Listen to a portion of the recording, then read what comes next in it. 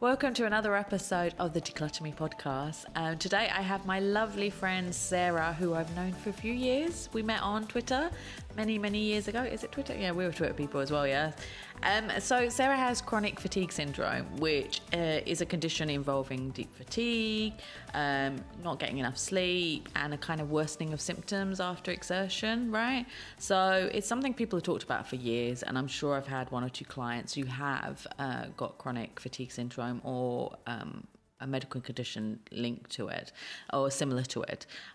So I thought it would be great to know more about it from someone who has it, and also find out about how, to help people who have got clutter and are finding it difficult to deal with clutter when they've got this syndrome. So welcome, Sarah. Good morning. Thank you for having me. It's lovely to have you here. Let's get straight into it. So what is chronic fatigue syndrome, or what do you have that, or it very similar? So it's chronic fatigue syndrome, or ME, which stands for myalgic encephalomyelitis, which is a phrase I learnt at the age of 11 when I was diagnosed. Okay. And it's funny to think about it, but even back then, because there's been an awful lot of misconception around the illness, and there still is today, I almost felt that I had to have the medical name for it to be able to prove that it was something tangible and real.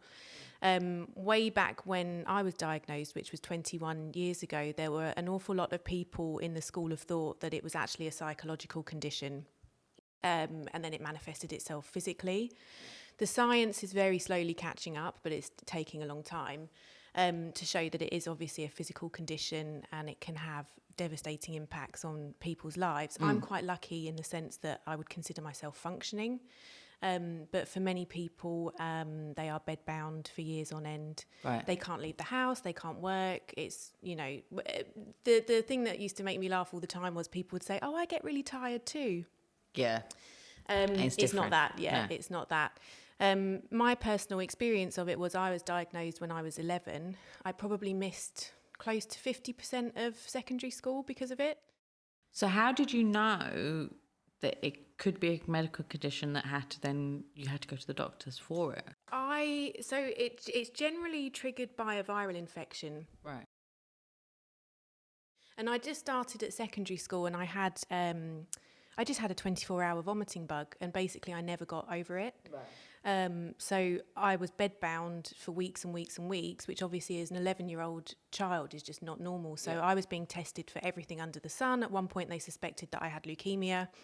And at that point, the process for diagnosis was a process of elimination. So they would rule out other conditions and then kind of just say at the end of it, we think that you have chronic fatigue syndrome / ME. Right. We don't really know anything about it, and we don't really know how to treat it. So that kind of just was the precursor for you to be diagnosed with it. And then really just to kind of have to get on with it for the last 21 years. So how have you got on with it? I'm lucky in the sense that, as I said, I'd consider myself functioning. So for me, it tends to be that I never feel well or normal, but that I can deal with on a day-to-day basis. It tends to be maybe every 2 to 3 years that I will have a more severe relapse, which hits me probably for about a period of 6 months. Wow. Okay. And all through that time, and I think because of the misconceptions around it, particularly from the medical community as well, I'm not just talking about discussing it with your friends and family where they're not really sure what's wrong, but also from the doctors themselves. I realised, and probably only kind of all came to light in 2019 for me when I went through a sort of grieving period, that I'd been in denial about it for a long time, and I stopped telling people I had this illness and just kind of convinced myself that it was fine, even though I really wasn't. So I was still managing to go to work every day for the most part, and then there would be periods where I'd be hit with, the relapse, and I'd go back to the doctors, they'd test me again for everything would come back normal, and we'd kind of just be in this cycle. So it was almost like I was willing myself to have something else wrong that we could put a label on that people would understand. But it actually so happened that last year when I was on holiday, I met a specialist doctor, and we had a really long discussion about it, purely by chance. And he really opened my eyes to some of the advancements that have been made in understanding the condition. Right. And I think it was about the time that my relapse was starting last year as well. And I ended up really going through quite a difficult process mentally of understanding how much it had actually impacted my life for the last 21 years.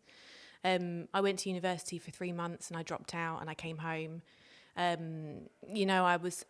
felt like it impacted my day-to-day life a lot, but I'd never really taken the time to process that. So it was almost like going through this grieving process of thinking, what could my life have been if I hadn't have had it? But then when I kind of started to think about it, feeling quite proud of the things that I had still managed to achieve in spite of that. I'm very stubborn, which helped. Yeah, we know. So that's amazing. So you went through this grieving process, but beforehand, so you were doing everything as best as possible. Right. Okay.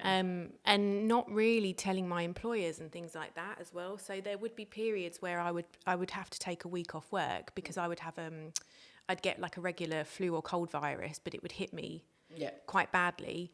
And then I just sort of soldiered on through it. And thinking, I mean, you know what it's like living in London and commuting and going through that day-to-day grind anyway. Yeah. I kind of look back on it now and think I really don't know how I managed to drag myself into work day in, day out. I was exhausted all the time. I was in pain an awful lot. Right. I would have headaches. I would have sore throats. It's essentially kind of like feeling like you've got the flu all the time. And then one of the big symptoms is insomnia. So then it becomes a vicious circle. But obviously you can't sleep through the day anyway because you have to go to work and then you have to come home and then you have to make dinner and then go to bed. And then you have the anxiety of laying awake all night or being in pain, which is something that I've had badly in my last few relapses. Right. Is laying in bed and having pain across my body. However, I kind of position myself on the soft mattress and we've had to change it and see if that helps a bit. So all in all, it's just a vicious cycle. And you can't have like painkillers to alleviate the pain, or it just doesn't work at all? It gets to a point where you think, do I want to be taking these indefinitely, i.e. is this good for my health? But I've never really managed to find a medical solution to make it better. So what about your day-to-day life? So, you talked about cooking and cleaning, and how do you do all of it, and how have you been able to do all of it and not allow like it to take over your life? I think I've only really started managing it properly in the last couple of years. And again, I think, how on earth did I do this before? But because there was the denial element, because I was young, because I was on my own, I wanted to go out with everyone. I wanted to have the same social life. Yeah. You have the FOMO. Yeah. And it's only as I've got older that I've kind of thought, what's important to me? Yeah. And it's feeling better and not kind of just continuing to go through that onslaught of exerted effort that I don't need to go through. Yeah. I've also been able to exercise in the last few years, which is the first time I've ever been able to do that. Right. It goes through kind of peaks and troughs, so you just have to learn to really recognise the signals in your own body and how you're feeling. Yeah. So if I'm feeling good, then I know I can get on with stuff, I can organise my day, I can make sure that we've got food and blah, blah, blah. But for the periods where things are not so good, it is very difficult because you also do have to then go through the process of thinking, right, do I have something to eat? Is it nutritious? Right. Am I getting what I need for my body? Am I doing everything I can within my physical environment to reduce my stress? Right. Can I manage my workload? So that in itself becomes mentally very tiring on top of physically feeling poorly as well. Yeah, that sounds really exhausting. Like I'm exhausted just hearing it. And, so, I mean, now, I mean, we're very privileged here. We, living in the UAE, and we can get maids to help us to do the cleaning. So I guess for you, you've got that you can have someone to help you on that side. But what were you doing like in the UK? Doing everything on your own? Doing everything on my own and just, I don't know. I think because you kind of build up the resilience factor of thinking I've been doing it this long, I can crack on. Yeah. And then just sort of having periods where I probably fell into a bit of a hole with it. Yeah. And wasn't coping quite so well. But at the same time, went through all of that alone as well, because I wasn't open with people about the fact that I still had the condition. Even my own family thought I was better. Because I just didn't feel that I was able to sort of say I have this illness that people still, it's an invisible illness, people still question its validity. There's still the school of thought that it could be all in your head and you're imagining it, and I knew from day one, I knew at the age of 11 that that was not the case, because I was feeling things physically.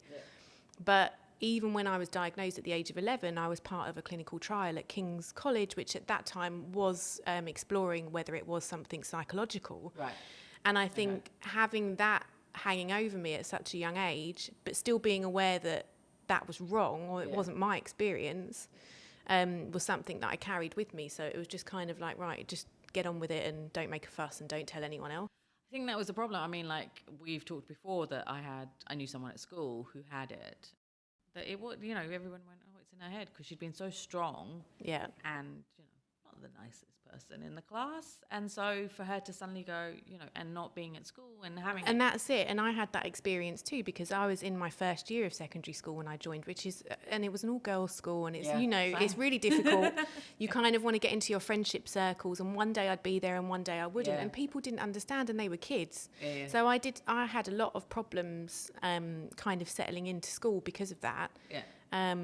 We're all for it. I went to a girls' school as well. Oh, it was horrendous. It was horrendous. And we were teenagers, so we got all the hormones running around. It was the worst. Yeah, it's a difficult time, I think, for young girls anyway. And then kind of having such a big change and going to secondary school and all that, it's difficult anyway. And then on top of that was the fact that I was bedbound. But there were days that I'd go in and be fine, so people would see that and then think, well, why is she faking, or why is she not here? Exactly. You know, it's to get out of homework and stuff like that.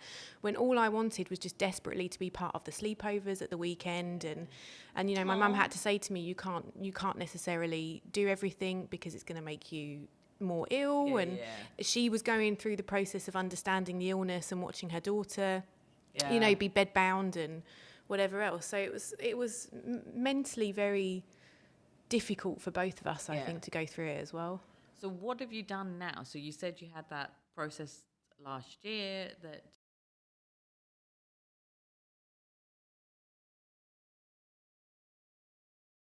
others who are going through it? I think I'd really kept my head in the sand for so long. I'd stopped researching, I'd stopped looking anything up.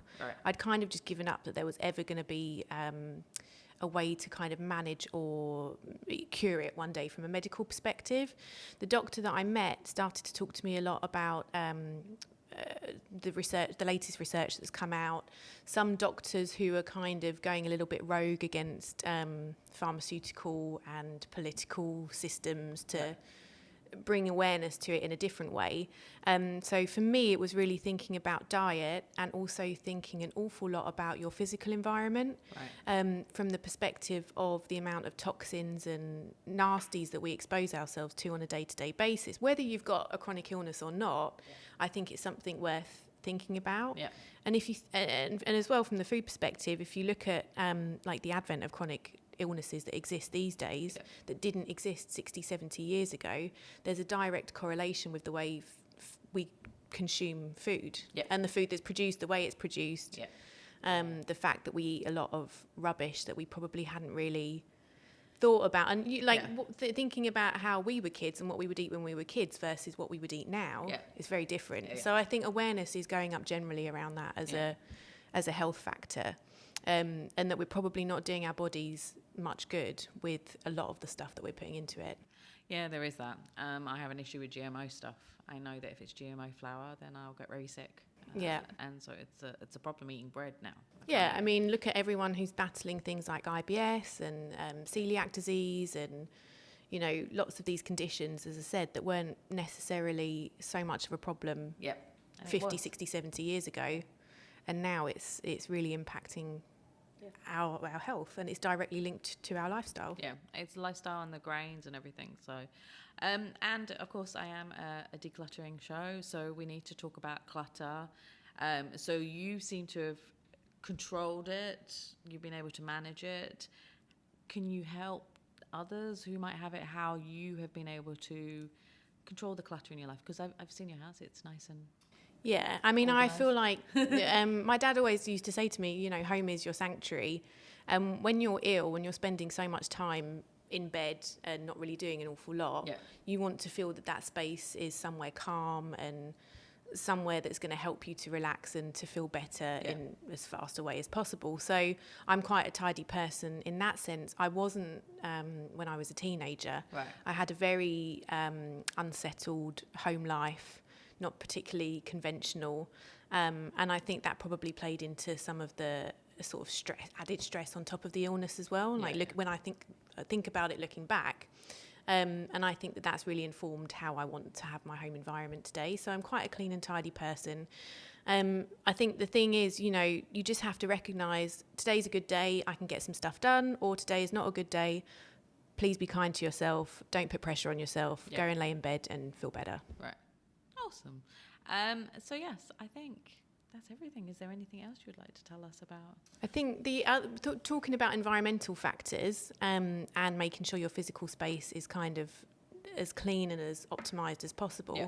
I'm not evangelical about this at all, and I think we have an awful lot to think about and a long way to go from an environmental perspective and from what we're doing to our body's perspective. But personally, for me, it really made me realise how much we're exposing ourselves to in terms of toxins and there is that things that are not very nice. So something that I did that was very simple that I thought this is hopefully going to have a positive impact was changing my cleaning products to non-toxic products, to thinking about what do I put on my hair and my body and cosmetics and things like that. And the great thing is now awareness is really rising around that, and there's such a great selection on the market that you can slowly start to replace things as they run out, which is what I did, rather than go and waste money and buy everything, you know. Which is a good thing, because people do that. They buy everything, you know, because everybody else is buying all this, you know, environmentally friendly stuff or organic stuff. Wait and see how you get on with it too. So if something's running out, then go and perhaps try, you know, a cleaner version of it to replace it with. And for sure, with things like makeup and cosmetics, obviously it's super expensive in the first place. So it would be silly to go out and replace everything.